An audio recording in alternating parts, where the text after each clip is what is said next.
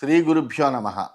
గురుర్బ్రహ్మ గురుర్విష్ణు గురుర్దేవో మహేశ్వర గురు సాక్షాత్ పరం బ్రహ్మ తస్మై శ్రీ గురవే నమ. అస్మద్గురుచరణ పాదారవిందాభ్యాం నమ. నిన్నటి మన మహాభారత ప్రస్థానంలో ఆ శాల్వుడితోటి వృష్ణివంశీయులందరికీ జరిగినటువంటి యుద్ధాన్ని, ద్వారక మీదకి అతడు తాను లేనటువంటి సమయంలో దండయాత్ర చేసినటువంటి విధానాన్ని, అతన్ని తన యొక్క పుత్రులైనటువంటి సాంబుడు, ప్రద్యుమ్నుడు వీరందరూ కూడా ఎదుర్కొన్నటువంటి విధానాన్ని అంతటినీ కూడా వనవాసంలో ఉన్నటువంటి పాండవుల్ని చూడడానికి వెళ్ళినటువంటి శ్రీకృష్ణుడు ధర్మరాజుకి తెలియజేస్తున్నాడు. ఆ తర్వాత రాజసూయ యాగాన్ని అయిన తర్వాత నిష్క్రమించి నేను ద్వారకకి తిరిగి వెళ్ళానయ్యా. వెళ్ళేటప్పటికి ఇటువంటి వృత్తాంతమంతా జరిగింది. ఆ ద్వారకంతా కూడా చిన్నాభిన్నమైపోయిందయ్యా. అనభిజ్ఞేయ రూపాణి ద్వారకోపవనాని చ దృష్ట్వా శంకోపపన్నోహం అపృచ్ఛం హృదికాత్మజం. ఆ ద్వారకలో ఉండేటువంటి ఉద్యానవనాలన్నీ కూడా చిన్నభిన్నమైపోయి నామరూపాలు లేకుండా అయిపోయాయ్యా. వాటిని చూసినటువంటి నాకు సందేహం కలిగింది. అప్పుడు వెంటనే నేను కృతవర్మని పిలిచి అడిగాను, ఏమిటి అసలు ఏమి జరిగిందయ్యా అని. అస్వస్థ నరనారీకం ఇదం వృష్ణికులం భృశం కిమిదం నరసార్దూలా శ్రోతుమిచ్చామి తత్వతః. ఓ నరశ్రేష్ఠ, ఈ వృష్ణి వంశంలో ఉండేటువంటి స్త్రీ పురుషులందరూ కూడా చాలా అస్వస్థులుగా ఉన్నారు. దానికి గల కారణం ఏమిటయ్యా? యథార్థాన్ని అంతటినీ కూడా నీ నుండి నేను వినాలని కోరుకుంటున్నాను. అందువల్ల నాకు జరిగినటువంటి విషయాలన్నీ తెలియజేయవలసింది అని ఆ కృతవర్మని అడిగితే, అప్పుడు ఆ కృతవర్మ చెబుతున్నాడు, ఏవముక్త సతు మయా విస్తరేణ ఇదమబ్రవీత్ రోధం మోక్షం చ సాల్వేన హార్దిక్యో రాజసత్తమా. నేను ఇలా అడిగిన వెంటనే అతడు, ఆ కృతవర్మ వెంటనే చెప్పాడు, ఆ శాల్వుడు ద్వారకను చుట్టుముట్టడము, మరలా విడిచిపెట్టడము అంతా కూడా జరిగినటువంటి విషయం అంతా కూడా నాకు వివరంగా చెప్పాడయ్యా. తతోహం భరతశ్రేష్ఠ శ్రుత్వా సర్వమశేషతః వినాశే శాల్వరాజశ్చ తదైవాకరవం మతిం. అప్పుడు అది అంతా విని నేను ఆశ్చర్యపోయాను. ఆ శాల్వరాజు యొక్క వినాశానికి సమయం ఆసన్నమైంది అని నేను సంకల్పం చేశానయ్యా. అప్పుడు ఆ శాల్వరాజు నేను లేనటువంటి సమయంలో ఈ విధంగా చేయడం అనేటువంటిది నాకు చాలా క్రోధాన్ని కలిగించింది. రాజతతోహం భరతశ్రేష్ఠ సమాశ్వాస్య పురే జనం రాజానమాహుకం చైవ తథైవ ఆనకదుందుభిం సర్వాన్ వృష్ణి ప్రవీరాంశ్చ హర్షయన్ అబ్రువం తథా అప్రమాదక్ సదా కార్య నగరే యాదవర్షభా. అనంతరం నగరంలో ఉండేటువంటి జనులందరినీ కూడా ఓరడించాను.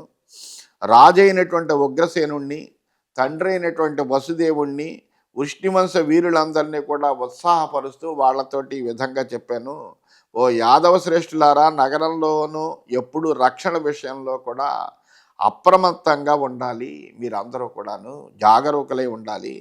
శాల్వరాజ వినాశాయ ప్రయాతం మాం నిబోధత నాహత్వా తం నివర్తిష్యే పురీం ద్వారవతీం ప్రతి. నేను మన ద్వారకనంతటినీ కూడా ఇలా చిన్నాభిన్నం చేసి మిమ్మల్ని అందరినీ కూడా భయభ్రాంతులకి గురి చేసినటువంటి ఆ శాల్వరాజుని నాశనం చేయడానికి పెడుతున్నాను నేను. మీరు ఈ విషయంలో ఇంక నిశ్చింతంగా ఉండండి. ఆ శాల్వుణ్ణి చంపకుండా తిరిగి ద్వారకకు నేను రాను. సశాల్వం శోభనగరం హత్వా ద్రష్టాస్మిన పునః త్రిసమాహన్యతామేషా దుందువిశత్రుభీషణ. ఆ శాల్వుణ్ణే కాదు, ఆ శాల్వుడు తపస్సు చేసి సంపాదించుకున్నటువంటి ఆ సౌభ విమానం, ఆ విమాన నగరం, అది ఒక నగరంలా ఉంటుంది ఆ సౌభ విమానం అనేటువంటిది. అటువంటి ఆ సౌభ విమానాన్ని కూడా ధ్వంసం చేస్తాను, నాశనం చేసి అప్పుడు మళ్ళీ వచ్చి నేను మిమ్మల్ని చూస్తాను. శత్రుభయంకరమైనటువంటి ఈ దుందుబిని మీరు 3 సార్లు గట్టిగా మ్రోగించండి అని చెప్పాను నేను. తే మయా ఆశ్వాసితా వీరా యథావద్భరదర్షభ సర్వే మామబ్రువన్ హృష్టా ప్రియాహి జహి శాత్రవాన్. ఈ విధంగా యదువీరులందరికీ కూడా నేను చెప్పి వాళ్ళలో ఉండేటువంటి భయాన్ని పోగొట్టి వాళ్ళలో ఉత్సాహాన్ని నింపానయ్యా. వాళ్ళందరూ కూడా చాలా సంతోషించారు. సంతోషించి వెంటనే ఆనందంగా వెళ్ళవయ్యా నువ్వు ఓ కృష్ణ, వెళ్ళి శత్రువులందరినీ కూడా సంహరించు అని నాతో చెప్పారు. తై ప్రహృష్టాత్మభిర్వీరై ఆశీర్భిరభినందిత వాచయత్వా ద్విజశ్రేష్టాన్ ప్రణమ్య శిరసా భవం శైబ్యశుగ్రీవయుక్తేన రథేన అనాదయన్ దిశ ప్రద్భాస్య శంఖప్రవరం పాంచజన్యమహం నృప ప్రయాతోస్మి నరవ్యాఘ్ర బలేన మహతావృత క్లుప్తేన చతురంగేణ ఎత్తేన జితకాశిన. ప్రసన్నులైనటువంటి ఆ యదువీరులందరూ కూడా నన్ను ఆశీర్వదించారు, చక్కగా నన్ను అభినందించారు, నన్ను విజయోత్సాహంతో తిరిగి రావాల్సిందే అని ఆశీర్వదించి పంపించారయ్యా. ద్విజశ్రేష్ఠులందరూ కూడా స్వస్తి వచనాలు పలికారు. నేను శిరస్సు వంచి ఈశ్వరుడికి నమస్కారం చేశాను. రాజా, ఆ శైబ్య శుగ్రీవాలనేటువంటి గుర్రాలు పూంచినటువంటి రథాన్ని ఎక్కి దిక్కులన్నీ కూడా ప్రతిధ్వనింపచేస్తూ శ్రేష్టమైనటువంటి శంఖాన్ని పాంచజన్యాన్ని పూరించాను. చతురంగ బలంతో కూడి విజయకాంక్షతో ఉన్నటువంటి మహాసేనని తీసుకుని శాలుడి మీదకి యుద్ధానికి వెళ్ళానయ్యా యుధిష్ఠిరా అని ఆ యుధిష్ఠిరుడికి వాసుదేవుడు చెబుతున్నాడు. సమతీత్య బహున్ దేశాన్ గిరీంశ్చ బహుపాదపాన్ సరాంసి సరితశ్చైవ మార్తికావతమాసుదం. అనేక దేశాలని దాటి ఎన్నో వృక్షాలతోటి పర్వతాలను దాటి వనాలను పర్వతాలను కూడా దాటి అనేకములైనటువంటి సరస్సులను దాటి నదులను దాటి మార్తికావత నగరానికి నేను చేరానయ్యా. తత్రాశ్రోషం నరవ్యాఘ్రం శాల్వం సాగరమంతికాత్ ప్రయాంతం సౌభమాస్థాయ తమహం పృష్ఠతో అన్వయం. అక్కడికి వెళ్ళి చూస్తే ఆ శాలువుడు అక్కడ లేడు. ఆ శాలువుడు ఏం చేయడంటే సౌభ విమానాన్ని ఎక్కి సాగర సమీపానికి వెడుతున్నాడు అనేటువంటి వార్త విన్నాను. వెంటనే అతన్ని నేను వెనకాల నుంచి అనుసరించానయ్యా. తతసాగరమాసాద్య కుక్షౌ తస్య మహోర్మిణ సముద్రనాభ్యాం శాల్వోభూత్ సౌభమాస్థాయ శత్రుహన్. ఆ శాల్వుడు ఆ సముద్రం దగ్గరికి వెళ్ళి మహాతరంగాలతోటి ఉద్ధృతంగా ఉన్నటువంటి ఆ సముద్ర మధ్యంలో ఉండేటువంటి ఒక ద్వీపానికి వెళ్ళాడు. అక్కడ సౌభ విమానం ఎక్కి ఆ విమానం మీద అక్కడ చక్కగా విహారం చేస్తున్నాడు, తిరుగుతున్నాడు. అది చూసాను నేను. సమాలోక్య దూరాన్మాం స్వయం నివ యుధిష్ఠిరా ఆహ్వయామాస దుష్టాత్మ యుద్ధాయైవ ముహుర్ముహు. ఈ వెనకాలే యుద్ధానికి వస్తున్నటువంటి నన్ను కూడా ఆ శాలువుడు గమనించాడు.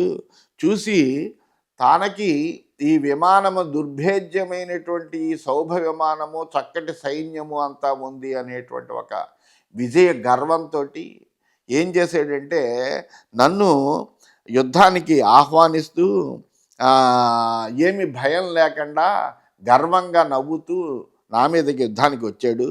తస్య శారంగ వినుర్ముక్తై బహుభిర్మర్మభేదిభి పురం నాసాధ్యత శరహి తతో మాం రోష ఆవిశత్. వెంటనే నేను అతన్ని చూశాను, అతన్ని గమనించాను. వెంటనే నా శారంగ ధనువు నుండి అనేకములైనటువంటి బాణాలని ఆ సౌభ విమానం మీదకి వేశాను. కానీ ఈ బాణాలు ఏవి కూడా ఆ సౌభ విమానాన్ని తాకలేదు. దాంతో నాకు చాలా క్రోధం కలిగింది. సచాపి పాప ప్రకృతి దైతేయాపసదో నృప మయ్యవర్షత దుర్ధర్ష శరధారా సహస్రశ. దాంతో అతడు ఇంకా గర్వం పొందినటువంటి వాడై నా మీద ఎదిరింపడానికి శక్యం కానటువంటి ఆ రాక్షసుడు నా మీద వేల కొద్ది బాణాలను వర్షధారలలాగా కురిపించాడయ్యా. సైనికాన్ మమ సూతంచ హయాంస సమవాకిరత్ అచింతయస్తు శరాన్నయం వయం యుద్ధ్యామ భారత. అతడు తన బాణాలతోటి నా సారథిని గుర్రాలను సైనికుల్ని అందరినీ కూడా చెల్లాచెదురు చేశాడు. మేము ఈ బాణాలని లక్ష్య పెట్టకుండా అతడితో యుద్ధం చేస్తున్నాము. తతశతసహస్రాణి శరాణాం నతపర్వణాం చిక్షుభు సమరే వీరాహ మహిషాల్వపదానుగాహ. ఆ తర్వాత శాలువుడు అనుచరులైనటువంటి వీరులు వంగిన కణుపులు కలిగినటువంటి బాణాలను వేల కొద్ది నా మీద వేశారు వాళ్ళు. తే హయాంశ రథం చైవ తదా దారుకమేవచ ఛాదయామాసురసురాహ తైర్బాణైర్మర్మభేదిభి. ఆ సమయంలో ఆ అసురు వీరులు మర్మఘాతకాలైనటువంటి బాణాలతోటి నా గుర్రాన్ని రథాన్ని సారథి అయినటువంటి దారుకుణ్ణి అందరినీ కూడా కప్పేశారు. అంతలా బాణవర్షాన్ని కురిపించారయ్యా. నహయా నరధో వీరా నయంత మమదారుక అదృశ్యంత శరైశ్చన్నా తదాహం సైనికాస్తమే. ఆ సమయంలో నాకు గుర్రాలు కానీ, రథం కానీ, సారథి కానీ ఎవ్వరూ కనిపించట్లేదు. ఆ బాణాలు నన్ను, నా సైనికుల్ని అందరినీ కూడా కప్పివేసేయి. తతో అహమపి కౌంతేయ శరాణామయుతాన్ బహూన్ ఆమంత్రితానాం ధనుషా దివ్యేన విధినా క్షిపన్. అప్పుడు నేను కూడా నా దివ్యమైనటువంటి ధనుస్సు నుండి శాస్త్ర ప్రకారం అభిమంత్రించినటువంటి వాడిని వేల కొద్ది బాణాలను వేశాను. నత్ర విషయస్వాసీత్ మమ సైన్యస్య భారత ఖే విషక్తం హి తత్సౌభం క్రోశమాత్రైవాభవత్. అప్పుడు ఆ సౌభ విమానం ఆకాశంలో క్రోశుడు దూరం వెళ్ళింది. అందువలన నా సైనికులకు లక్ష్యం కనపడకుండా పోయింది, అంత దూరం ఉండడం వల్ల. తతస్తే ప్రేక్షకా సర్వే రంగబాట ఇవస్థితా హర్షయామాసు రుచే ఇర్మాం సింహనాద తలస్వనై.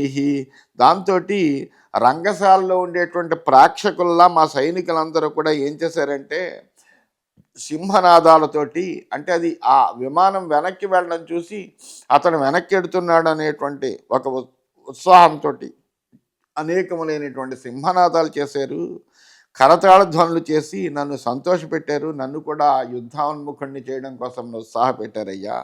మత్కరాగ్ర వినుర్ముక్తా దానవానాం శరాస్తథా అంగేషు రుచిరాపాంగా విభుషు శలభాయవా.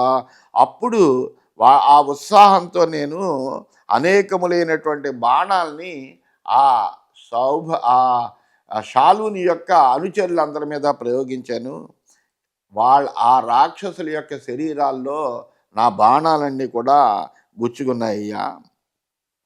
తతో హలహలా శబ్ద సౌభ మధ్యే వ్యవర్ధత వధ్యతాం విసిగైస్తీష్ణై సదపదతాంచ మహాన్నవే.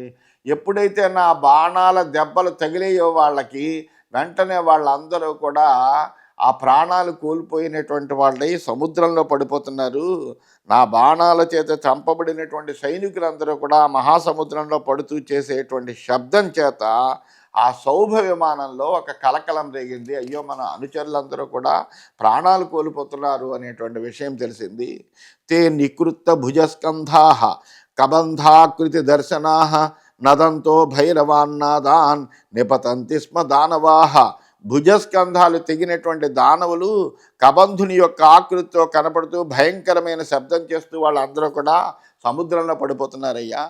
పతితాస్తేపి భక్ష్యంతే సముద్రాంభో నివాసిభి తతో గోక్షీర కుందేందు మృణాల రజత ప్రభం జలజం పాంచజన్యం వై ప్రాణేనాహం అపూరయం తాన్ దృష్ట్వా పతితాంస్తత్ర శాల్వః సౌభపతిస్తతః మాయాయుద్ధేన మహతా యోధయామాస మాం యుధి తతో గదా హలా ప్రాసాః శూలశక్తి పరశ్వథాః అసయః శక్తి కులిశ పాశర్ష్టి కనపాహ శరాః పట్టిశాశ్చ భుషుండ్యశ్చ ప్రపతంతి అనిశమ్మయి.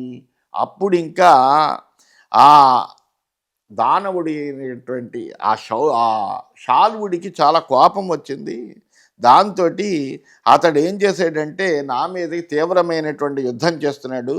ఆ సముద్రంలో పడినటువంటి ఆ రాక్షసుల్ని, ఆ సముద్రంలో నివసించేటువంటి జలచరాలన్నీ కూడా ఆహారంగా తింటున్నాయి. ఆ తర్వాత నేను వెంటనే చక్కగా గోక్షీరంలాగా, తెల్లగా ఉండేటువంటి మల్లెలాగా, చంద్రుడిలాగా, ఒక మృణాలంలాగా, వెండిలాగా తెల్లగా ప్రకాశిస్తూ ఉండేటువంటి నా పాంచజన్యాన్ని గట్టిగా పూరించేటప్పటికీ నా బాణాలకు పడిపోయినటువంటి సైనికుల్ని చూసి ఆ సౌభపతి నా పాంచజన్యాన్ని పూరించినటువంటి ఆ ధ్వనిని విన్నటువంటి వాడై నాతో ఇంకా మాయాయుద్ధం చేయసాగాడయ్యా. అతడు ఇంకా పైనుంచి ఆ విమానం మించి గదలు, హలాలు, ప్రాసాలు, శూలాలు, శక్తి, పరశువులు, ఖడ్గాలు, శక్తులు, వజ్రాయుధాలు, రుష్టి, కనప, బాణాలు, పట్టిసాలు, భుషుణ్ణి మొనగ ఆయుధాలని నిరంతరము వరుసగా నా మీద పడేటట్టుగా అతడు ప్రయోగిస్తున్నాడు. అవన్నీ కూడా నా మీద పడుతున్నాయ్యా. తామహం మాయైవాసు ప్రతిగృహ్య వ్యనాశయం తస్యాం హతాయాం మాయాయాం గిరిశృంగైరయోధయత్.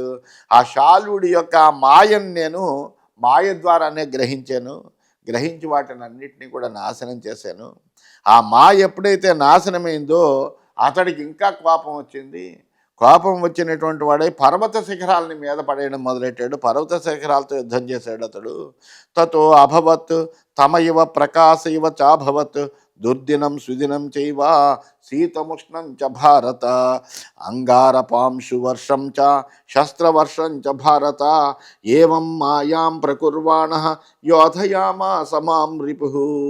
ఓ యుధిష్ఠిరా, ఆ తర్వాత అతడి మాయ వలన ఏమైందంటే ఒక్కసారిగా చీకటి రావడము, ఆ తర్వాత మళ్ళీ వెలుగు రావడము, వెంటనే మళ్ళీ చీకటి రాగడము, వెలుగు రావడము, ఈ విధంగా అతడు మాయగా మొత్తం అంతా కూడా చీకటిని రప్పించడము, వెలుతురు రప్పించడం అనేటువంటిది చేస్తున్నాడు. అంతేకాకుండా ఒకసారిగా ఆకాశం అంతా కూడా మేఘాలతో కప్పి ఉండేటట్టుగా, మళ్ళీ ఆకాశం అంతా నిర్మలంగా ఉండేటట్టుగా చేస్తున్నాడు. ఒక్కసారి విపరీతమైనటువంటి చలి వచ్చేటట్టుగా, అంతలోనే మహావేడి ఉండేటట్టుగా చేస్తున్నాడు. ఈ విధంగా అతను రకరకములైనటువంటి మాయలన్నీ కూడా ప్రయోగించాడు. నిప్పులు, ధూళి, శస్త్రాలు వర్షంగా కురవడం, ఈ విధంగా మాయాయుద్ధం అంతా కూడా శాల్వుడు నాతో చేశాడయ్యా. విజ్ఞాయ తదహం సర్వం మాయ ఏవ వ్యనాశయం యథాకాలంతు యుద్ధేన వ్యధమం పర్వతస్య సర్వతశరై. అదంతా తెలిసినటువంటి వాడిని అవడం చేత నేను మళ్ళీ దాన్ని మాయతోటే నశింపచేశాను. సమయానుకూలంగా యుద్ధం చేస్తూ నేను బాణాలతోటి ఆ శాల్వుడి యొక్క సైనికులందరినీ కూడా హింసింపసాగాను. తతో వ్యోమ మహారాజా శతసూర్యమివాభవత్ శతచంద్రం చ కౌంతేయ సహస్రాయుధ తారకం. అప్పుడు ఆకాశం అంతా ఎలా ఉందంటే 100 మంది సూర్యులు ఒక్కసారిగా ప్రకాశిస్తున్నట్టుగా ఉందయ్యా. ఆకాశంలో 100 మంది చంద్రులు, 10,000 తారకులు ప్రకాశిస్తున్నట్టుగా ఉంది. అలా విపరీతమైనటువంటి ప్రకాశం అంతా కూడా ఆకాశం అంతా కూడా వ్యాపించింది. తతో నాజ్ఞాయత తదా దివారాత్రం తథా దిశ తతోహం మోహమాపన్న ప్రజ్ఞాస్త్రం సమయోజయం. రాత్రి పగలు తెలవట్లేదు, ఎందుకంటే 100 కొలది సూర్యులు ఉంటున్నారు, 100 కొలది చంద్రులు ఉంటున్నారు. అందువలన ఒక విధమైనటువంటి భ్రాంతి కలిగింది, దిక్కులు తెలవట్లేదు. అలా భ్రాంతి కలిగినటువంటి నేను ఒక ప్రజ్ఞాస్త్రాన్ని ప్రయోగించాను. తతస్తదస్త్రం కౌంతేయ ధూతం తూలమివానిలై తదా తదభవద్యుద్ధం తుములం లోమహర్షణం లబ్ధాలోకస్తు రాజేంద్ర పునఃశత్రుమయోధయం. ఓ యుధిష్ఠిర, వాయువు చేత దూది ఎగిరిపోయినట్టుగా ఆ ప్రజ్ఞాస్త్రం చేత ఈ మాయంతా ఎగిరిపోయిందయ్యా. దాంతో అప్పుడు సమానమైనటువంటి స్థితి ఏర్పడింది. రోమాలన్నీ కూడా గగుర్పాటు కలిగేటట్టుగా యుద్ధం జరిగింది. ఆకాశం అంతా కూడా ప్రకాశవంతంగా ఉంది. శత్రువుతోటి తీవ్రమైనటువంటి యుద్ధం చేశానయ్యా నేను అని ఈ వృత్తాంతం అంతా కూడా ఆ శ్రీకృష్ణుడు యుధిష్ఠిరుడికి చెబుతున్నాడు. ఇది శ్రీమన్ మహాభారతే వనపర్వణి అర్జునాభిగమన పర్వణి సౌభవధోపాఖ్యానే వింశోధ్యాయ. ఈ విధంగా శ్రీమన్ మహాభారతంలో వనపర్వంలో అర్జున అభిగమన పర్వం అనే ఉపపర్వంలో సౌభవధోపాఖ్యానమైన 20వ అధ్యాయమైంది. మనం 21వ అధ్యాయంలోకి ప్రవేశించాం. వాసుదేవ ఉవాచ. వాసుదేవుడు చెబుతున్నాడు యుధిష్ఠిరుడితోటి, ఓ యుధిష్ఠిరా, ఏవం స పురుష వ్యాఘ్ర శాల్వరాజో మహారిపు యుధ్యమానో మయా సంఖ్యే వియద అభ్యగమత్ పునః. ఈ విధంగా మహాశత్రువైనటువంటి ఆ శాల్వరాజు రణరంగంలో నాతో అలా యుద్ధం చేస్తున్నటువంటి వాడే మళ్ళీ ఆకాశంలోకి వెళ్ళిపోయాడయ్యా. తతశతఘ్నిశ్చ మహాగదాశ్చ దీప్తాంశ శూలాన్ ముసలాన్ నసీంశ్చ చిక్షేపరోషాన్మయి మందబుద్ధి శాల్వో మహారాజ జయాభికాంక్షి. నా మీద ఏ విధంగానైనా సరే విజయం సాధించాలి అనేటువంటి కృతనిశ్చయంతో ఉన్నటువంటి ఆ శాల్వుడు ఏం చేసాడంటే, నా మీద ఆకాశంలోకి వెళ్ళిపోయి ఆకాశం నుంచి ఆ విమానం మీద నుంచి నా మీద శతఘ్నులను, మహాగదలను, మండుతున్నటువంటి శూలాలను, ముసలాలను, ఖడ్గాలను విసిరాడయ్యా. తాన్ ఆశుగైరాపతతో అహమాశు నివార్య హంతుం ఖగమాన్ ఖయేవా ద్విధా త్రిధా చాచ్ఛిదమాశు ముక్త తతోంతరిక్షే నినదో బభూవ. వేగంగా వస్తున్నటువంటి ఆయుధాలని వెంటనే నివారించి ఆకాశంలో సంచరించే శత్రువులందరినీ కూడా అక్కడే చంపడానికి నిశ్చయం చేసుకుని వేగంగా అనేకములైనటువంటి బాణాలని వేస్తూ ఈ ఆయుధాన్ని ఛేదించాను. అలాగే ఆ మీద పడుతున్నటువంటి ఆ శత్రువుల్ని కూడా ఛేదించానయ్యా. దాంతో ఆకాశంలో ఒక అద్భుతమైనటువంటి ధ్వని కలిగింది. తతశతసహస్రేణ శరాణం నతపర్వణాం దారుకం వాజినశ్చైవ రథంచ సమావేకరన్. ఆ తర్వాత ఏమైందంటే వంగినటువంటి పర్వాలు కలిగినటువంటి 1,00,000 బాణాలతో నా సారథిని, గుర్రాలను, రథాన్ని చాలా చెదురు చేశాడు. ఒక్కసారిగా 1,00,000 బాణాలని ప్రయోగించాడు. తతో మాం అబ్రవీద్వీరా దారుకో బిహ్వలన్నివా స్థాతవ్యమితి తిష్టామి శాల్వబాణ ప్రపీడిత అవస్థాతుం న శక్నోమి అంగమ్యే వ్యవసీదతి. అప్పుడు దారుకుడు నాతోటి ఈ విధంగా అన్నాడు, మా సారథి, ఓ మహానుభావ శ్రీకృష్ణ, ఆ శాలువుని యొక్క బాణాల చేత హింసింపబడి వివసుణ్ణవుతున్నానయ్యా. కేవలము ఉండాలి అనే ఉద్దేశంతో ఉంటున్నాను, కానీ ఇక్కడ ఉండలేకపోతున్నాను. నా శరీరం అంతా కూడా శిథిలమైపోతోంది అని అతడు బాధపడుతూ చెప్పాడు. ఇది తస్య నిశమ్యాహం సారథే కరుణం వచ అవేక్షమాణో యంతారం అపస్యం శరపీడితం. ఆ సారథి అలా జాలిగా మాట్లాడేటప్పటికీ శరపీడితుడైనటువంటి ఆ సారథిని నేను చూశానయ్యా.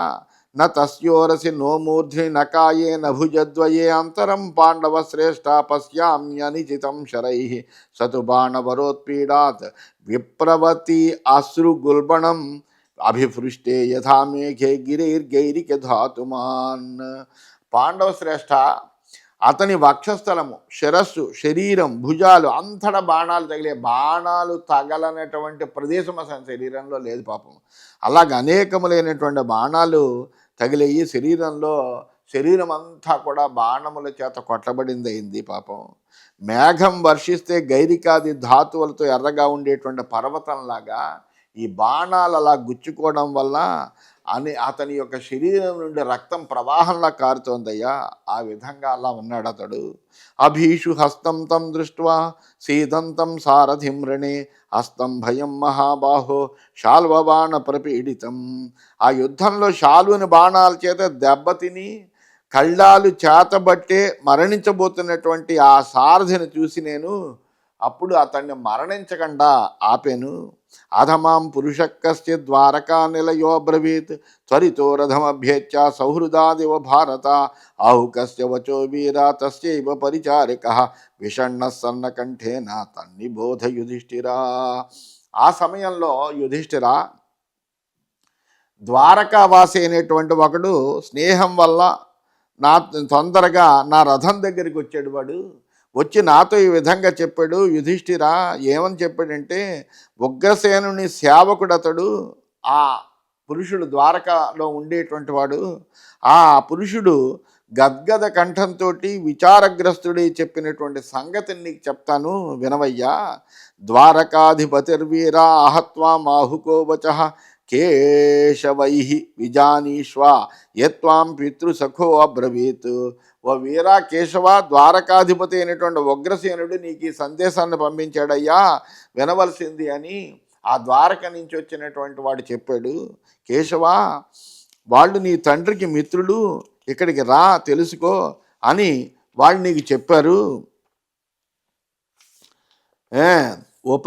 ఉపయాయాజ్య శాల్వేన ద్వారకాం వృష్ణినందన విషక్తే త్వయి దుర్ధర్ష హత సోరసుతో బలాత్. కృష్ణ, నువ్వు యుద్ధాసక్తుడివై ఉంటుండే శాల్వుడు ఈ రోజున ఏం చేశాడంటే ద్వారకకు వచ్చి వసుదేవుణ్ణి బలవంతంగా చంపాడు.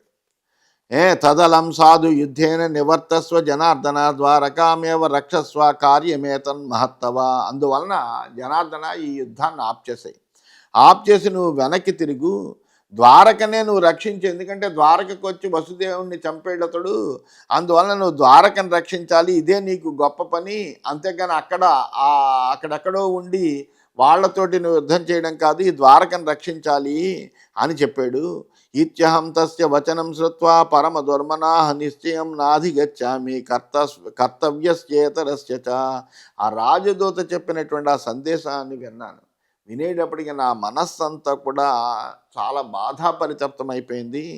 ఏం చేయాలి ఇప్పుడు? ఇక్కడ యుద్ధం చెయ్యాలా, లేకపోతే నేను ద్వారకకి వెళ్ళి ద్వారకను రక్షించుకోవాలా? ఈ శాల్వుడు చేసినటువంటి దుష్కృత్యము ఇంత దుష్కృత్యం చేసేడేమిటి అని, ఏది కర్తవ్యం నాకు ఏది అకర్తవ్యము అనేటువంటి విషయం తెలవక నేను ఏమి చేయాలో తెలవని పరిస్థితుల్లో పడ్డాను. సాత్వికిం బలదేవంచ ప్రద్యుమ్నంచ మహారథం జగర్హే మనసా వీర తచ్చుత్వా మహద ప్రియం. నా మనస్సుకి చాలా అప్రియకరమైనటువంటి మాట వినిపించింది. సాత్వికి బలదేవులు ఉన్నారు, మహారథుడైనటువంటి ప్రద్యుమ్నుడిని కూడా నేను నిందించాను. ఏంటి వాళ్ళు ఉన్నారు కదా, ఉండగా వసుదేవుడికి ఇటువంటి గండం రావడం ఏమిటి, వసుదేవుడిని చంపడం ఏమిటి, నేను వాళ్ళ చేతుల్లో ద్వారక రక్షణ పెట్టాను కదా, నా తండ్రి రక్షణ కూడా వాళ్ళ చేతుల్లో పెట్టాను కదా, ఆ సాత్విక లేడా, బలదేవుడు లేడా, మహారథుడైన ప్రద్యుమ్నుడు ఉన్నాడు కదా, అతను లేడా, వీళ్ళందరూ ఏం చేస్తున్నట్టు, వీళ్ళ పరాక్రమాలు ఏమయ్యాయి అని నేను మనస్సులో వాళ్ళని నిందించానయ్యా. అహం హి ద్వారకాయాశ్చ పితుశ్చ కురునందన తేషు రక్షాం సమాధాయ ప్రయాత సౌభపాతనే. నేను ద్వారకా రక్షణను, నా తండ్రి రక్షణను వాళ్ళ చేతుల్లో పెట్టి సౌభ విమాన నాశనం కోసం వెళ్ళాను కదా. బలదేవో మహాబాహు కచ్చిత్ జీవతి శత్రు సాత్యకీ రోక్మిణేయశ్చ చారుధేష్ణశ్చ వీర్యవాన్ సాంబ ప్రభృతేశ్చైవాత్యహం ఆసం సుదుర్మనా ఏతేషు నరవ్యాఘ్రాద్రీవత్సు సకథంచన శక్య సోరసుతో హంతుం అపి వజ్రభృత స్వయం హతః సోరసుతో వ్యక్తం వ్యక్తం చైతే పరాసవః. బలదేవ ముఖా సర్వే ఇతి మే నిశ్చితామతి సోహం సర్వ వినాశం తం చింతయానో ముహుర్ముహు అవిహ్వలో మహారాజా పునఃశాల్వమయోధయం. అయితే శత్రుఘాతకుడైనటువంటి మహాబలుడైనటువంటి బలదేవుడు జీవించి ఉన్నాడా? అసలు జీవించి ఉంటే ఇటువంటి ఉపద్రవం జరుగుతుందా? జరగదు. ఎందుకంటే సాత్యకి, రుక్మిణీనందనుడైనటువంటి ప్రద్యుమ్నుడు, బలవంతుడైనటువంటి చారుదేష్ణుడు, సాంబుడు ఇంతమంది జీవించి ఉన్నారా? అసలు వాళ్ళు కూడా మరణించారా అని నా మనస్సు కలత చెందింది. వీళ్ళంతా జీవించి ఉండగా సోరసేను కుమారుడైనటువంటి వసుదేవుడు స్వయంగా ఇంద్రుడి చేత కూడా చంపబడలేడు. ఎందుకంటే వీళ్ళ రక్షణలో ఉంటాడు కదా. దీన్ని బట్టి సోరసుతుడైన నా తండ్రి వసుదేవుడు మరణించి ఉంటాడు అని స్పష్టమవుతోంది. అందువల్ల అలా అయితే వసుదేవుడు మరణించాడు అంటే బలదేవాది ప్రముఖులు కూడా మరణించి ఉండడం స్పష్టమే. ఎందుకంటే వాళ్ళు జీవించి ఉండగా వసుదేవుడిని ఎవరూ చంపలేరు అని మనస్సులో ఒక నిశ్చయానికి వచ్చాను మహారాజా. వాళ్ళందరి యొక్క వినాశనాన్ని ఆలోచిస్తున్నటువంటి నేను విహ్వలతను విడిచిపెట్టి మళ్ళీ ఆ సాల్వుడితోటి పోరాడుతున్నాను నేను. తతోపస్యం మహారాజా ప్రపతంతమహం తదా సౌభాచోరసుతం వీర తతో మాం మోహ విశత్.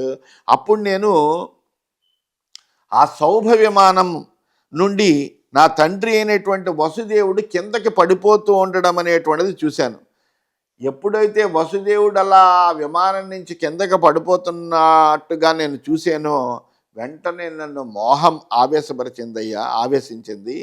తస్య రూపం ప్రపతతః పితుర్మమ నరాధిపాయయాతే క్షీణపుణ్యస్య స్వర్గాది మమ హీతలం.